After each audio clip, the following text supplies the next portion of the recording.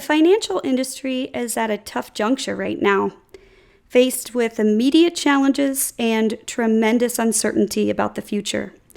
Let's talk about what they really face in the months and the years ahead and the domino effect of events that could occur. We can't predict exactly where the domino pieces will fall, but they will undoubtedly lead to unprecedented disruption. Economic challenges and an impending recession will wreak havoc from a loan forbearance standpoint to credit losses in what's sure to be a credit crisis. And consumer behavior changes are going to force traditional financial institutions to evolve their business models. The spectrum of possibility, however, from going back, let's say, to the way things were, normal, to fully acclimating to digital channels completely, depends actually on two things. Number one, how fast does the industry or certain players in the industry embrace and therefore provide digital in the form of new choices to customers? And number two, how fast are consumers going to adopt it? For all that we do not know, we do know a few things. We know digital adoption will increase. We know branch transactions will decrease. We know that optimizing the branch network will be critical, as will investment in remote sales and service.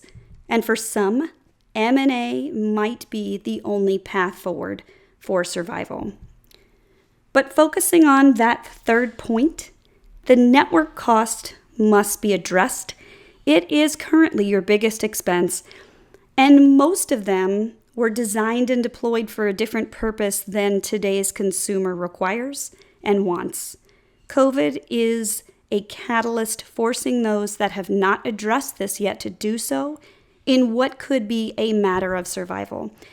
The good news, you can turn your biggest expense into your biggest opportunity. You have to optimize, which for some includes closures and for most includes downsizing of staff, but you can turn the expense into leveraging your greatest asset, which is your local presence, what gives you trust from the communities and people that you serve. One way to do this is to reinvest savings from closures into renovations that change branch design to reduce staff using technology, like universal banking. Specifically here, we show modeling from a 50-branch network who has closed 10 branches, with an average branch NIE of $450,000. Multiplying that by the 10 branches, subtracting about 20% for the cost of closing them and potential customer attrition, we've got $3.6 million in annual savings.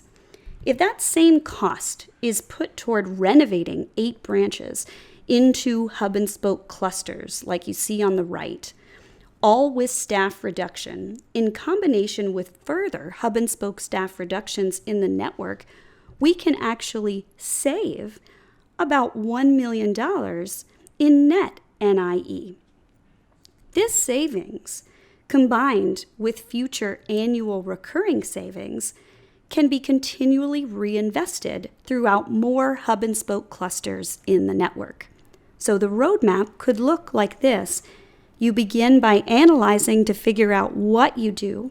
You design the North Star and its formats. You pilot those in a hub and spoke cluster or clusters. You test and learn, and you roll that out wave by wave, ideally in order of market priority. Ultimately, this allows you to truly build future-proof resiliency and weather the storm.